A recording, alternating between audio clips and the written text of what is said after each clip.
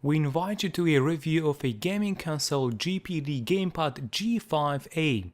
The console comes in a box with blue and white colors on it. On top we see a picture of the device, the manufacturer's logo, model name, website address and basic information about the console like 8 gigs of internal memory, Wi-Fi antenna, 5-inch touchscreen display and Android.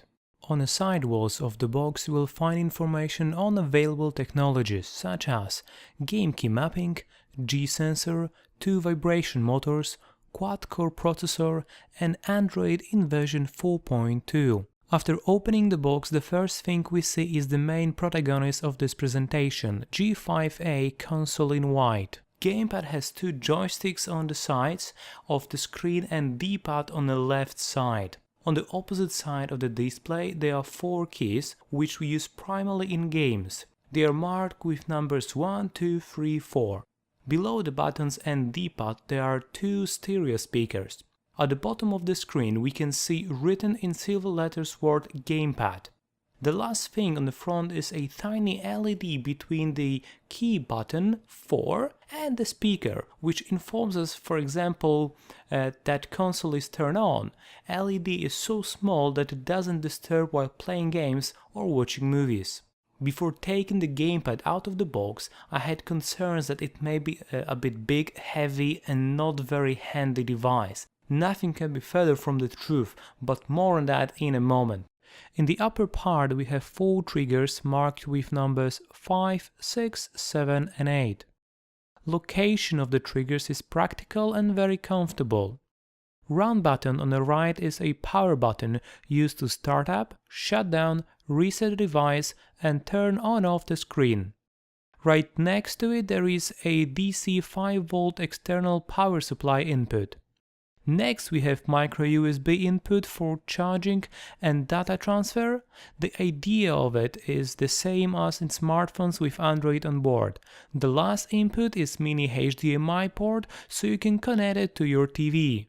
At the bottom of the console from the left to right you will find micro SD card slot which support cards up to 42 gigs of memory. Next we have start, volume up and down and select button, mini jack input and a microphone.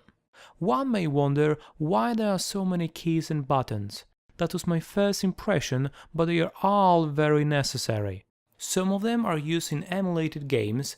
GPD G5A has pre-installed game emulators for PSX, NES, SNES, Sega, Nintendo 64, Game Boy and a couple of others. There is loads of it, and a lot of games from earlier mentioned consoles require additional buttons. In some games, due to certain limitation, we still use the on-screen buttons, but it's not a problem thanks to a big 5-inch screen. In addition, we have access to the store from which you can download for free lots of different games. Game database is very big and new games are added to it from time to time, so I am sure everyone will find something for themselves. On the bottom of the gamepad you will find the manufacturer's logo and a 2-megapixel camera. Below you can see the safety certificates and information about the 3500 mAh battery that can last for a really long time. On the right and left side you can see shaped space for the ring fingers while holding the console.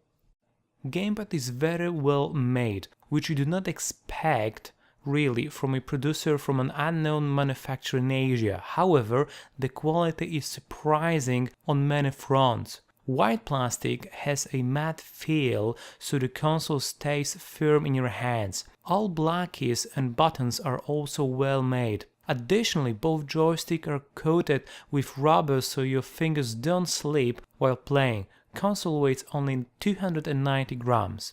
Specifications are as follows: 8 GB internal memory, ARM Cortex A9 1.5 GHz processor, ARM Mali 400 3D graphics accelerator, 5-inch display with a resolution of 800 by 480 pixels, Wi-Fi BGN, 2-megapixel camera, support multiple types of graphic, audio and video files, HDMI 1080p input so you can play games on your TV, USB 2.0, 3.5mm jack for headphones, and a card slot that supports SD cards up to 32 gigs.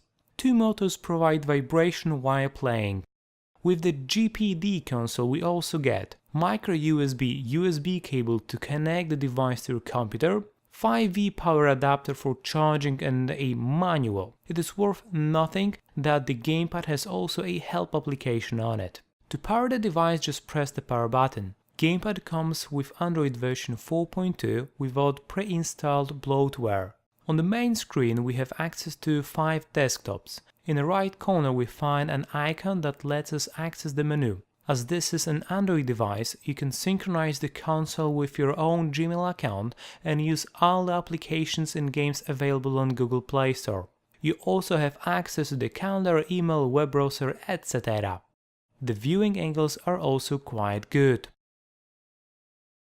In summary, gamepad doesn't have some great design or well-known brand behind it or 4K display, but it does have something in itself. It has a lot of emulators with all kinds of games, and today's 30 or 40 years old will certainly find a few dozens of titles they will recognize from their youth.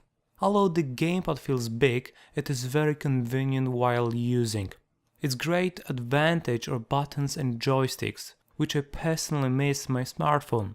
Playing on a phone in game more challenging than Solitaire or Angry Birds is not very convenient.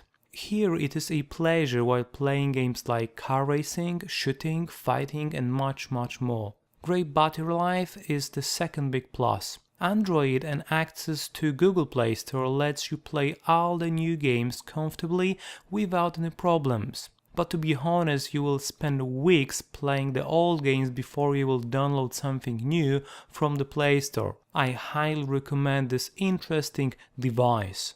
At the end of our presentation we invite you to watch only a few of the dozens if not hundreds of games from different emulators. This is something which this console is really strong. Thank you for watching, comment, like and share. Bye bye.